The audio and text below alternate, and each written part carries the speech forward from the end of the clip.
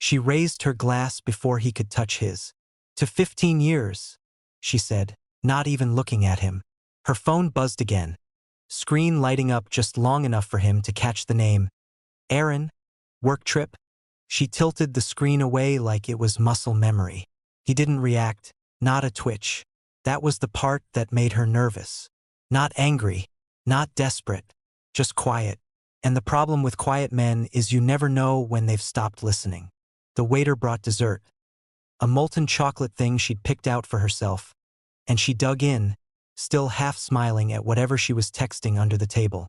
He watched her for a moment, not the way a man watches his wife, but the way a chess player watches a game that's already lost. No more moves to make, just waiting for the clock to run out. "So," he said, slicing through the silence with a voice, so even it was almost artificial. "What's this weekend look like?" She didn't even look up. "I'm going," she muttered between bites. "Don't start." He tilted his head, just slightly. "I wasn't starting. I was just asking who's paying for it." That got her attention. Her fork froze midair. "Don't get jealous," she snapped, putting the fork down a little too hard. "It's just a pleasure trip. For me. I need this. Right?" he said, swirling his untouched wine. "And if I said I didn't want you to go?" Now she looked him dead in the eye. "Then I'd call the cops. Say you're trying to control me.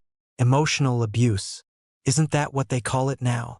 There was no heat in her words, just calculation, like she'd already rehearsed it in her head. Maybe even said it to someone else before, maybe to Aaron. He looked at her for a long time, then finally raised his glass, held it there in the space between them. "Enjoy your weekend." She blinked. That wasn't the response she expected. Not a fight, not begging, not even a scoff. Just that same calm silence that had crept into their marriage like mold behind wallpaper. She clinked glasses, almost confused, and drained hers in one gulp. The waitress brought the check. He paid. She didn't say thank you, just reapplied her lipstick and checked the time. She had a salon appointment in the morning. Nails, hair, spray tan. It was all on the calendar, his calendar, of course. Synced and color-coded like she was still pretending to be a wife and not a tenant with benefits. As they walked out, she linked her arm with his, the way she used to when they still liked each other. To any outsider, they looked like a solid couple. Matching coats, quiet laughter. 15 years, polished and intact. He even opened the car door for her. She kissed his cheek. The kiss wasn't warm. It was ceremonial. The kind of kiss you give a man before you strip him of what's left of his pride. But here's the part she didn't see, what none of them ever see. That night wasn't a fight. It wasn't a warning. It was a send-off, a courtesy. And it was already too late. You're probably wondering why men like me stay quiet for so long. Why we let it happen. Why we don't scream when the mask slips. Maybe it's because we're taught to protect first, analyze later. Maybe it's because some of us think loyalty is enough to earn it in return. Maybe it's because by the time we finally accept what we've married, we've already made peace with letting it go. I'll get to all of it. Every step. Every flick of the switch I set in motion the moment she said, "I'll call the cops." But if you've made it this far, and you're part of the 97% listening without subscribing, this is the moment to fix that. Seriously, it motivates us to keep digging deep for stories like this one. The kind that hit a nerve because you've seen parts of it in your own life. Anyway, back to her. She thought that anniversary dinner was the calm before another storm. What she didn't realize was, the storm had already passed. All that was left was the flood she never saw coming. Her heels clicked across the hallway tiles like she was auditioning for a role she already thought she had. Designer luggage, 3 pieces, all new, lined up by the door like soldiers awaiting deployment. She wore oversized sunglasses despite the cloudy morning, and a scent he didn't recognize.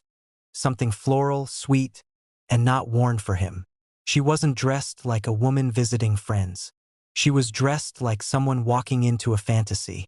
Bright scarf, tight dress, and that peculiar glow of someone who's gotten away with something. "I'll text you if I need anything," she said, not even looking up from her phone. "But don't blow up my messages." Okay? I want to unplug a little. He smiled, nodding. Of course. Have fun. She paused by the door, tossed her hair, and threw a smirk over her shoulder. Don't wait up, and try not to sulk. He picked up the largest suitcase, rolled it outside to the cab, then helped with the second and third. The driver gave him a polite nod, and she didn't even glance back. Already on her phone again. Already slipping into the life she thought she could keep separate. As she stepped into the back seat, he leaned down and kissed her forehead. A light, detached kiss. Not affection ceremony. She didn't notice the difference. She waved out the window lazily. Don't be boring while I'm gone. He watched the car pull away, one hand in his pocket, the other holding the edge of the doorframe. Only when it turned the corner, disappearing toward the airport, did he finally exhale. Then he locked the front door, turned the bolt with a slow click, and walked straight to his office. It was a drawer disguised as junk. Paper clips, old receipts, random tools. On the surface it was just clutter. Beneath the false bottom, everything. Portable SSD, printouts, folders, envelopes, a notarized letter dated 6 weeks ago. Everything in order, everything named with meticulous precision. He'd even color-coded the tabs like she used to do when she still cared about things like budgets. There was no panic in his hands, no shaking, just the steady rhythm of a man who had rehearsed this moment 100 times in his mind. He placed the SSD into a padded mailer, sealed it, and slid it into his briefcase. Then came the key, a small, vintage-looking thing, the kind people assume belongs to a desk drawer or a safe deposit box. In his case, it unlocked a filing cabinet hidden behind a false back panel in the closet. Inside, a compact printer, a pre-signed release from their estate attorney, and a line of folders marked with one-word labels: trust, power, transfer, exit. He plugged in the printer, hit 2 buttons, and pages began sliding out. Quiet, clean, mechanical. By the time she reached the airport bar, sipping something overpriced and tropical, he had already executed the first 5 steps of his plan. She thought this was a weekend getaway. He knew it was her soft launch for leaving. And what she never expected, what most of them never do, is that some men don't fight when they're betrayed. Some just prepare.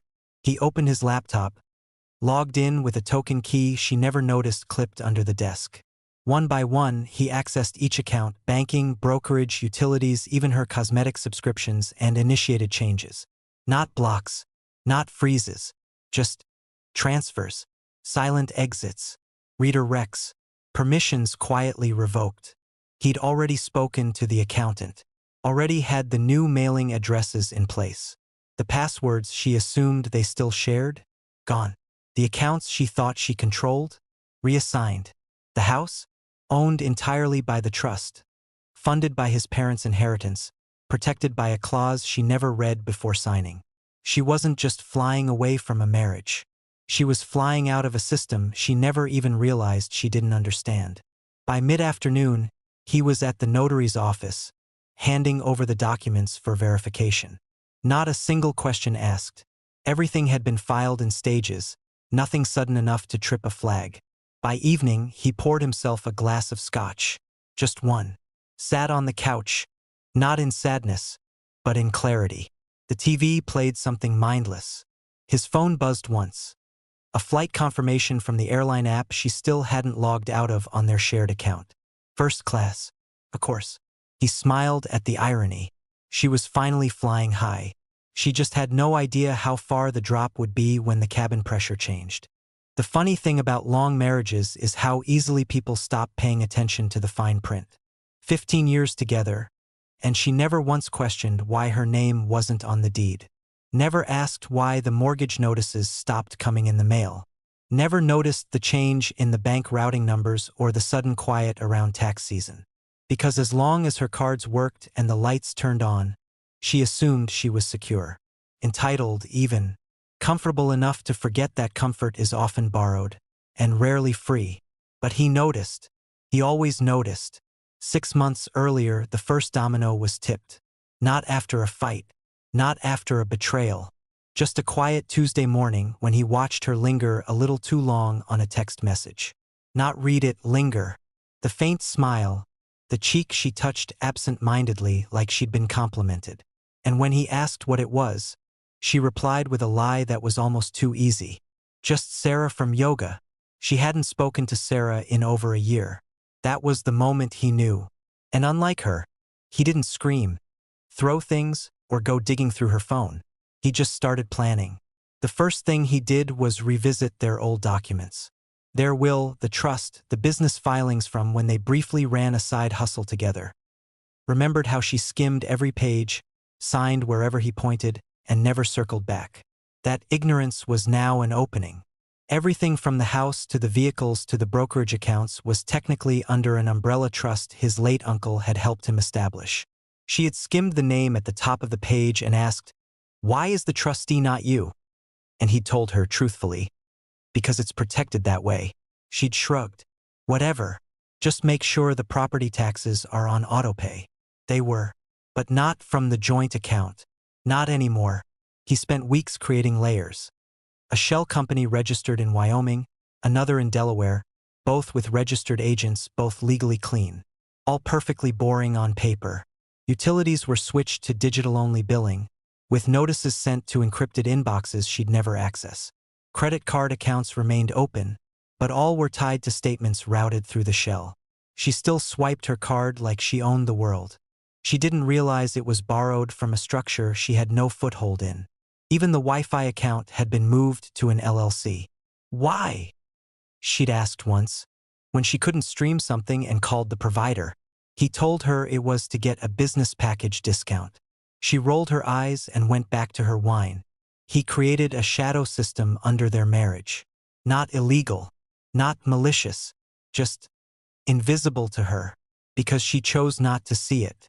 That morning, after she left, he executed it all with the precision of a man who had already mourned what was lost. Every shared login became defunct. Every autodraft paused. Every card flagged. Not for fraud, but for ownership confirmation. The kind of thing that requires a simple answer to a security question she never knew. What was the name of the first trust beneficiary? Answer, not her. He logged into the smart home app and removed her phone from the access list. Killed the garage remote. Changed the alarm pin. Not locked her out permanently, yet just removed convenience.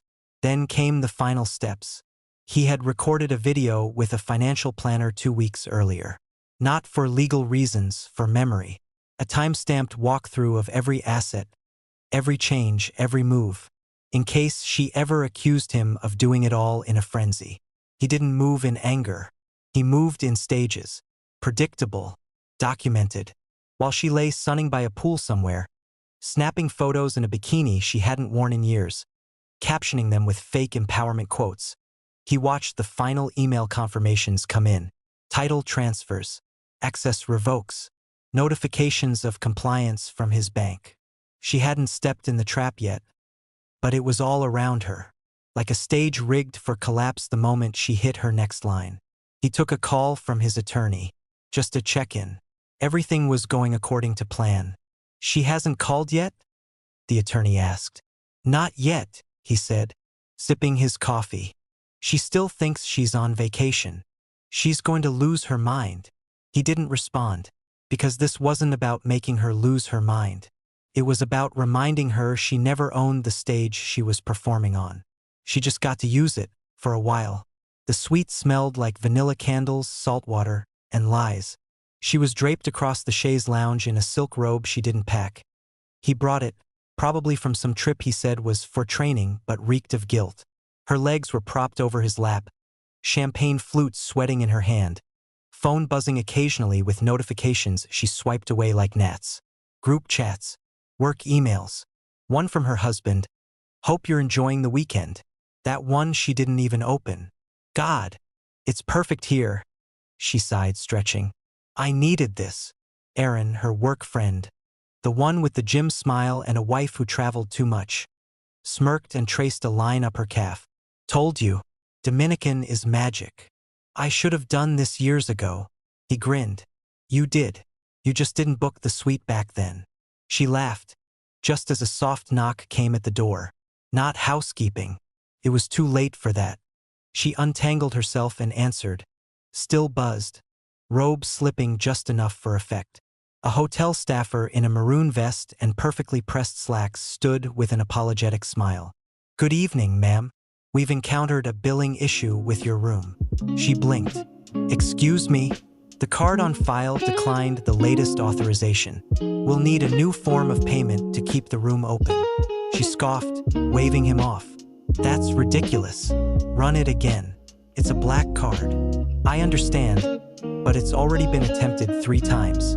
We'd appreciate it if you came to the front desk to clear it up.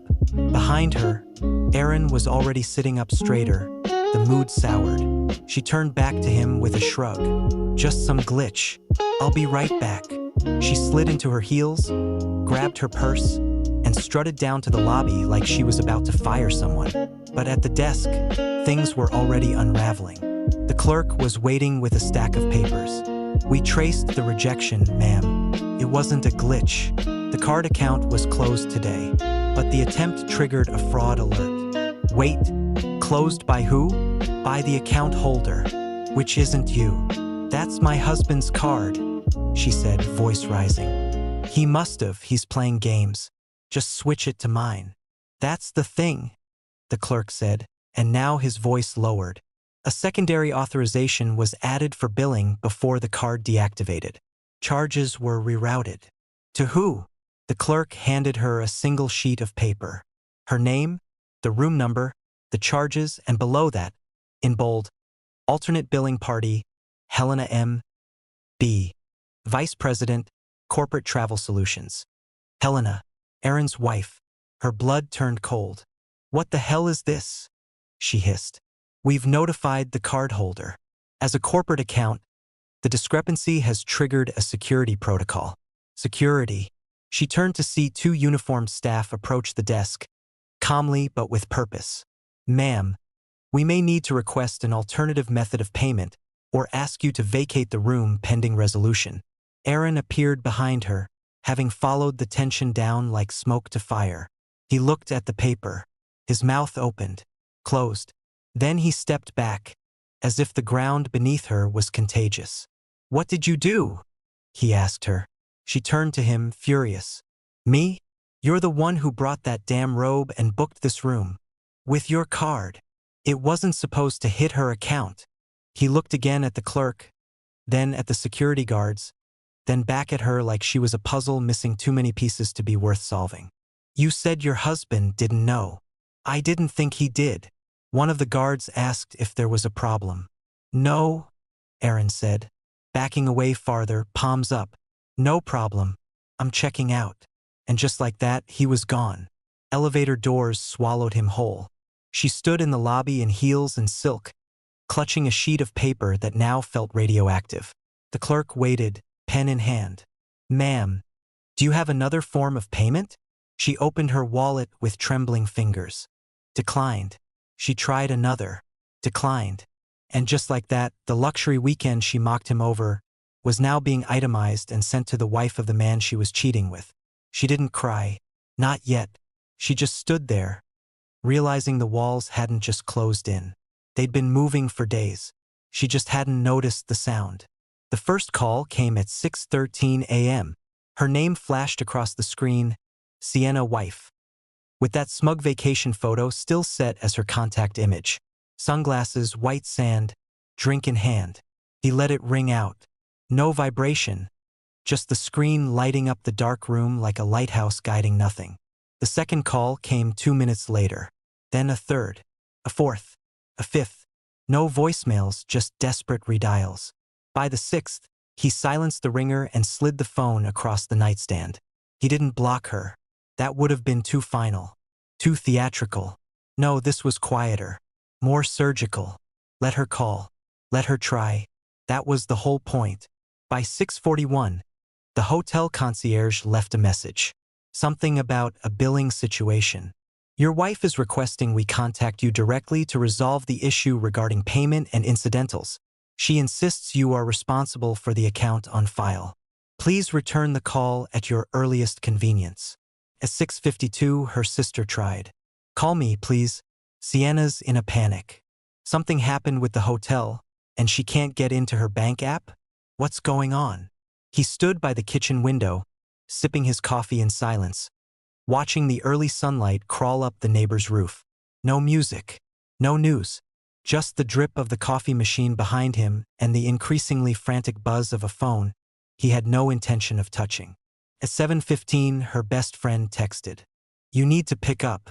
Sienna says you're messing with her finances?" At 7:23, her mother called. He stared at the name, Linda, Sienna's mom, and let it ring twice before answering. "Hello." Her voice cracked out of the gate. "What did you do?" "She says you've locked her out of everything. She's hysterical." He didn't sit down, didn't pace, just stood still and let the words settle like dust on a long-forgotten shelf. "I gave her what she asked for," he said evenly. "Freedom." There was a pause, the kind of silence that's too loud. Then, "She didn't ask for this. She's stranded. She said the room's been charged to someone else's card. Someone's wife. Do you have any idea what kind of trouble she's in? I imagine she has a better idea now than she did yesterday." Linda's voice sharpened. "You're punishing her? You're humiliating her in front of everyone? She's your wife, for God's sake."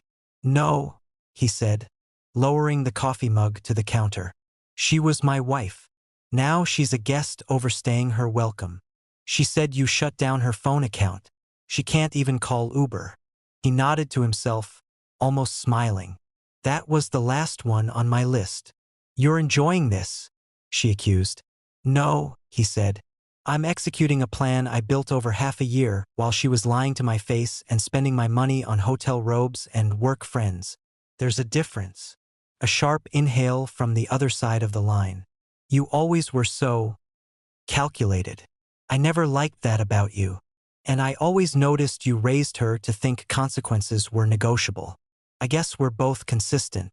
"She's your wife," Linda repeated, but it landed weaker this time, like she knew she was losing ground.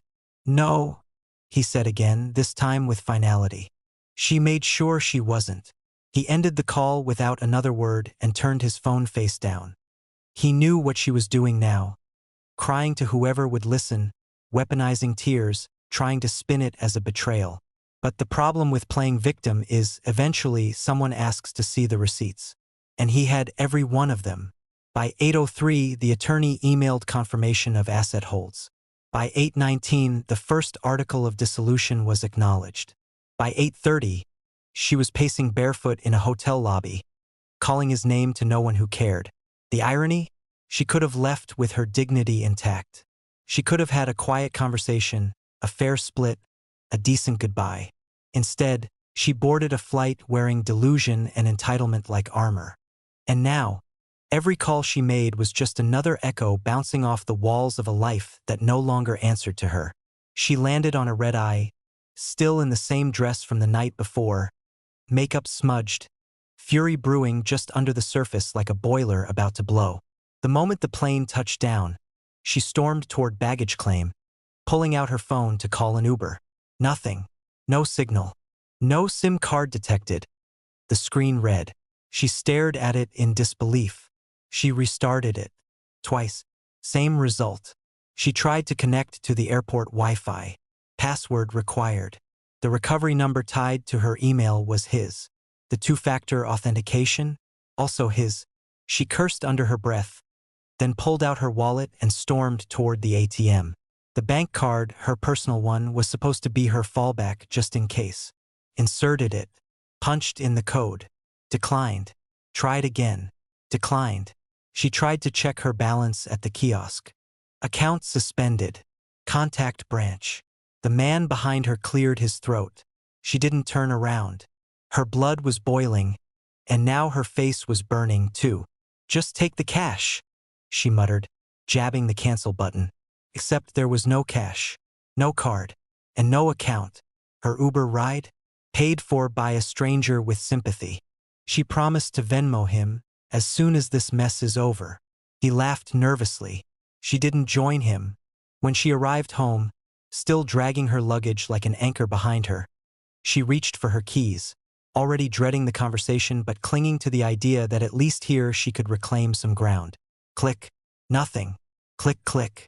Still nothing. The lock had been changed. She rang the bell. No answer. She tried again, then knocked hard enough to bruise. The house stared back at her like a stranger. She walked around to the side, checked the back door. Also locked. Tried the garage keypad. Access denied. A neighbor peeked through the blinds. She forced a smile, waved. Her hand was shaking. The next stop, her lawyer's office. She didn't make an appointment.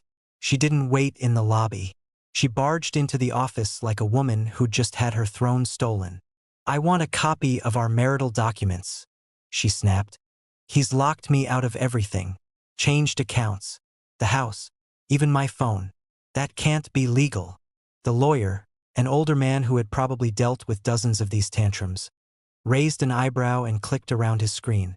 "You signed a prenup," he said slowly, like she was a client from another case he barely remembered. "Yeah, but it was symbolic," she said, waving it off. "I told him that at the time. We even joked about it. I mean, he drew up all this ridiculous language about asset control and exit clauses. I was like, sure, whatever, and signed it. You were there." "I was," he said. "And unfortunately, what you considered symbolic was actually quite specific. The document has a voluntary exit clause." "What the hell is that supposed to mean?" He turned his screen around and pointed. Clause 14. In the event that one party voluntarily removes themselves from the shared residence for more than 72 consecutive hours without mutual agreement, said party will have waived all rights to claim community property distribution unless evidence of coercion or harm is provided. She blinked. "That's not real." "It is. And you signed it. Initialed it, in fact. Twice." "That's insane. He can't use that now. That's just a piece of paper. It's a notarized legal contract, and you left town without discussion. Voluntarily. In writing, no less.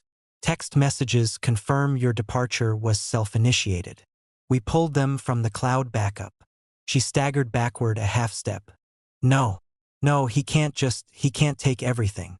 "You didn't have much to begin with," the lawyer added flatly. "Most of the major assets were under his name or held in trust. The prenup essentially preserved that." She felt the edges of her vision go fuzzy. "But he let me use the cards. He put me on the titles. He made me feel like it was ours." "Emotion doesn't translate into equity," he said without an ounce of pity. "And frankly, if he'd contested the exit clause maliciously, maybe you'd have a case. But based on how quiet and thorough this all was, I'd say he's been planning it for a while. Methodically. Legally." She sat down, hard, onto the nearest chair.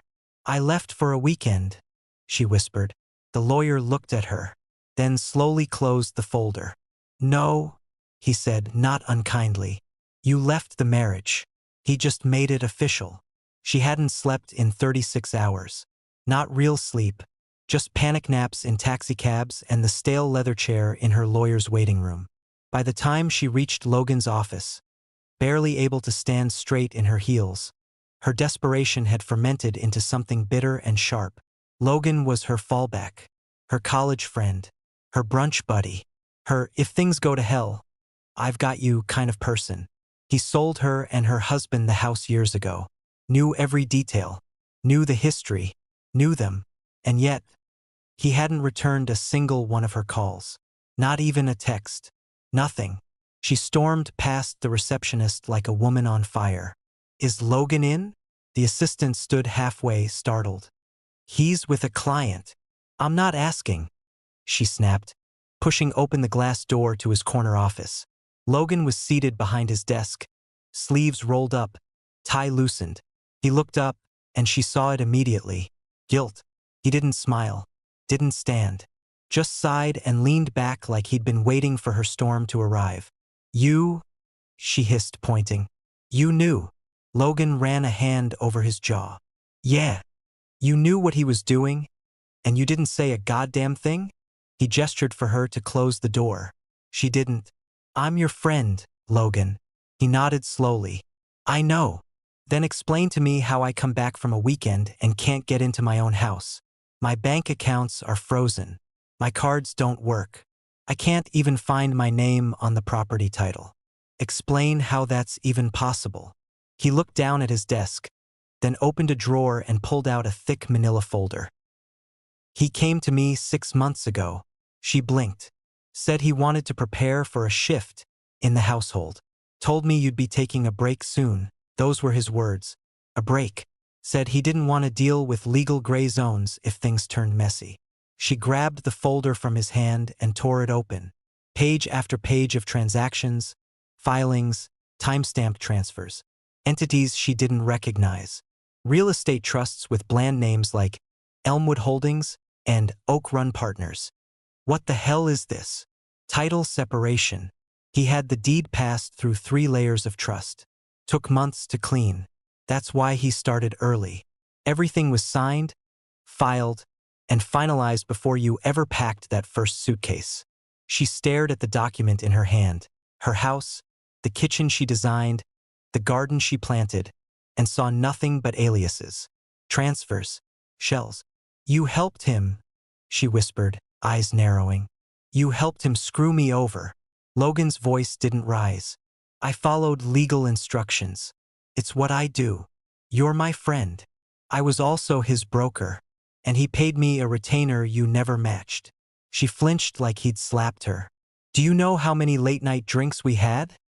She snapped. How many hours I spent venting to you about him.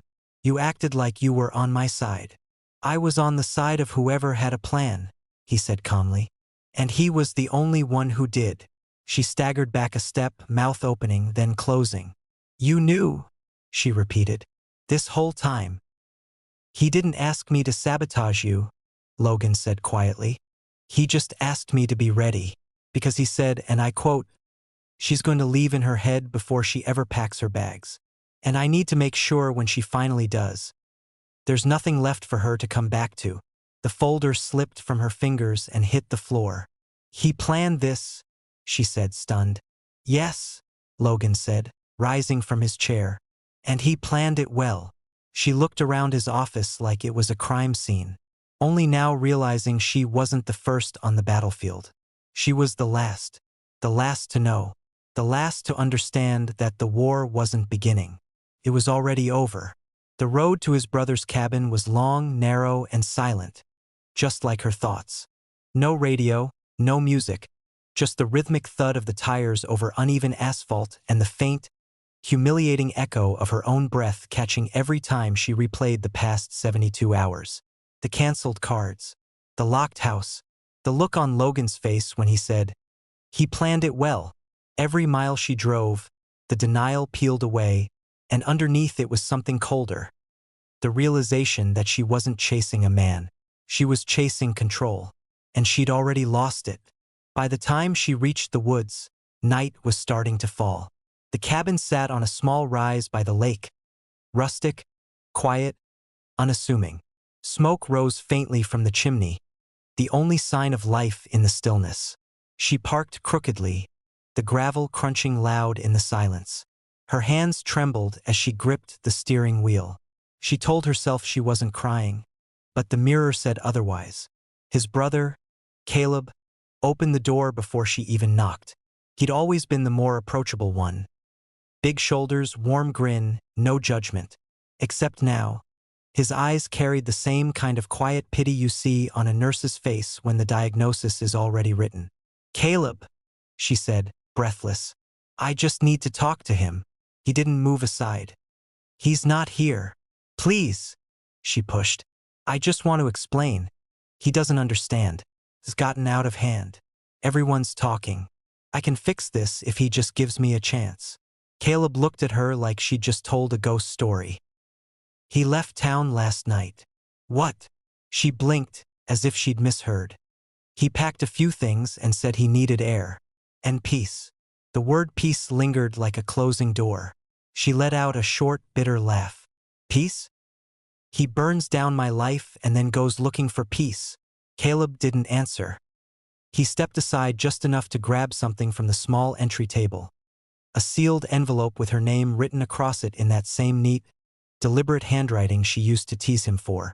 The ink was slightly smudged, like he'd pressed too hard with the pen. "He asked me to give you this," Caleb said, holding it out. Her fingers hesitated before taking it. The paper felt heavier than it should. She tore it open too fast, the flap ripping jaggedly. Inside, one page. No greeting, no emotion, just words printed with calm precision. "By the time you read this, I'll be where you can't follow. I won't fight you. I just won't be here anymore." She reread it twice, then again. The simplicity of it felt crueler than anything he could have yelled. Her knees buckled before she could catch herself, and she sank onto the step, the envelope crumpling in her hand. Caleb crouched beside her, unsure whether to comfort her or stay silent. "He just left," she said faintly. "Just like that." "He said he'd already said everything that needed saying," Caleb murmured, "and that this was his quiet version of self-defense." Her lip trembled. "He's not allowed to disappear. He doesn't get to vanish and make me the villain." Caleb's voice softened. "You made yourself the villain, Sienna. He just decided not to keep playing your story." She stared out toward the lake, where the reflection of the moon rippled faintly across the dark water. For the first time, she felt the emptiness, the kind that doesn't come from loss, but from the sudden absence of being seen. Because the truth was, he hadn't left to hurt her. He'd left to remove her from the equation entirely. No confrontation, no closure, just subtraction. Her mascara had streaked down her cheeks, but she didn't bother wiping it away. "Where did he go?" she whispered. Caleb shook his head. "Didn't say. Just told me you'd come here eventually and that you'd need to hear it straight." She laughed weakly, a hollow, broken sound. "You think he's sitting somewhere laughing at this?" "No," Caleb said. "He's done laughing." The words hit harder than she expected. She folded the letter back into the envelope, smoothing the edges like it mattered. But it didn't. The paper could have been blank for all the difference it made. The message was the same. She hadn't lost him in a fight. She'd lost the right to find him. She hadn't even changed out of the clothes from the drive before opening her laptop and logging in. The glow of the screen felt like a lifeline, a stage, a place where she could finally reclaim the narrative. Because that's what this had become, a PR problem, a perception issue. Her husband was a ghost, but the world was watching, and if she didn't get ahead of it now, he'd control the story too. She couldn't let that happen. She cracked her knuckles, opened Facebook, and began typing. "A good man doesn't disappear like this. A good man doesn't punish his wife for needing space. I left for a weekend to breathe, and came back to find my life turned off like a switch. Locked doors, frozen accounts, silence. It's cruel. And it's not love." She hit post, and for a few minutes, the validation trickled in. Some shocked reactions, a few angry face emojis, one WTF comment from a girl she barely remembered from college. That was something. That meant people cared. But then something strange happened. The likes slowed, then stopped, and the comments changed. First, it was Amanda from HR, someone she used to gossip with over lunchtime salads. She'd liked the post, but a minute later, she unliked it, then liked his post instead. She clicked over to his page out of habit or maybe instinct. There it was. A single, quiet post. No hashtags. No anger. Just a clean white background and black text. "I gave everything I could. When that wasn't enough, I let go." Posted 2 minutes before hers. Hundreds of reactions. Comments piling up by the second. "You deserved peace. Took courage to walk away, man. Saw the signs years ago. Glad you're finally free." She scrolled faster. From Michelle, her old yoga buddy. "You always put her first. We all saw it." From Darren, the neighbor who always helped them with snow shoveling. "You were never dramatic, just quiet and strong." Even from Angela, their accountant. "Proud of you for protecting yourself. We've seen enough women play the victim after bleeding a man dry." Her chest tightened. She jumped back to her own post. The first new comment was from her sister. "You mocked him. What did you think would happen?" She stared at it, blinking. That couldn't be real. Her sister, who used to whisper behind closed doors about how uptight he was, who laughed at his budgeting spreadsheets, who once joked about how Sienna's always got him wrapped, was now on his side? She clicked into Messenger and started typing furiously. Why the hell would you post that? Her sister left her on read. Then came the unfollows. Silent little exits. Tiny notifications she wouldn't have noticed 6 months ago. But now they screamed in her face. Her high school best friend? Gone. The coworker she'd once covered for during a conference? Unfriended. 2 of Aaron's friends, the ones who used to flirt with her when he wasn't looking, both liked his post. She tried Instagram next. Same story. She had posted a bikini picture the first night of the trip. Healing mode activated palm tree sparkles, with some fake inspirational quote. Underneath, someone commented now, "Didn't age well, huh?" She deleted it, tried to go live, changed her mind, posted a story instead, a black screen with white text. People only support the side they think they understand. No one responded, but 5 more unfollows rolled in. It wasn't just about losing money anymore, or access, or a home. It was about losing image, losing the soft cocoon of public sympathy she thought was her safety net. She clicked back to his post again, now at 1.2K likes. One comment, pinned by him, sat at the top. She left loud, so I chose to leave quiet. Her hand trembled on the mouse.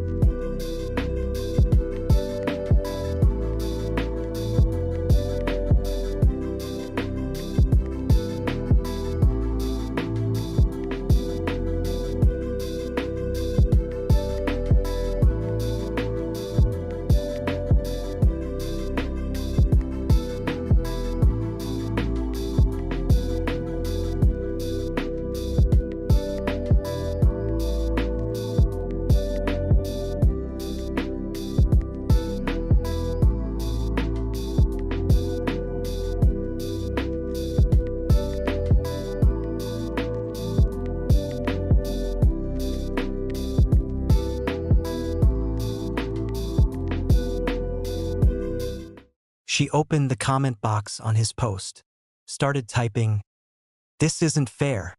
You ambushed me. You made me look like the villain." Then deleted it. There was nothing she could say now that wouldn't sound like what it was. Too late. Not only had she lost control of the story, she'd handed it to him, on a silver platter. The envelope didn't look important. No bold stamps, no court seal. Just a pale beige rectangle with her name typed neatly in the center. No return address. The kind of envelope you mistake for a brochure or political flyer until you feel the weight. It wasn't heavy, but it had substance. Enough to make her hands pause before tearing it open. She was staying in a furnished rental by then. 2 rooms, hard bed, fridge that hummed loud enough to drown out her thoughts if she stood close. She hadn't figured out what came next. Lawyers had gone quiet, her family didn't pick up, and the friends she'd banked on, scattered. The group chat was still technically open, but no one responded to her last 3 messages. They'd liked his page instead. She opened the envelope on autopilot. Inside, a single-page letter from a law firm she'd never heard of, and stapled to it a deed transfer. Her old house, the one with the white porch swing, the jasmine vine she planted herself, the bay window she cried beside the night her father died, was now legally owned by an organization she'd never interacted with. American Veterans Housing Initiative. She read it twice, 3 times. No mention of sale price. No note about her rights. No clause to contest. Just the sentence. The transfer has been completed, and the property is no longer under the control of either party. The second page was shorter, typed, and signed. No letterhead. You said you'd call the cops if I stopped you. So I didn't. I just left the door open and turned the lights off behind you. She read it again, and this time the full gravity of it settled on her chest like concrete. He hadn't sold it to a friend. He hadn't kept it for himself. He gave it away. To strangers.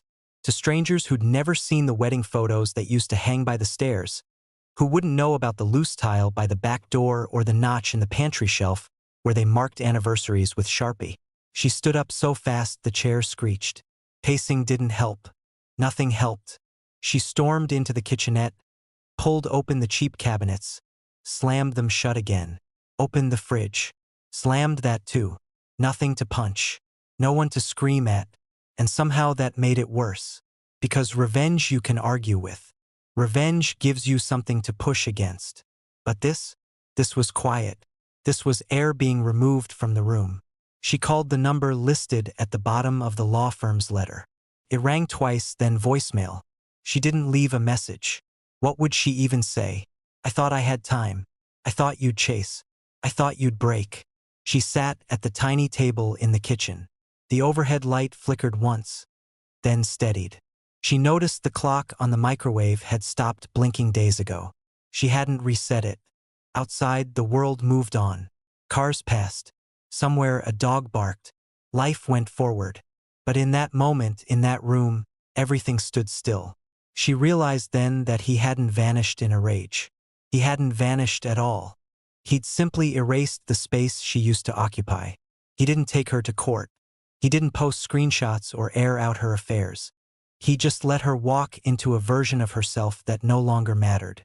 And the final silence, the one in her chest, was louder than any fight they ever had.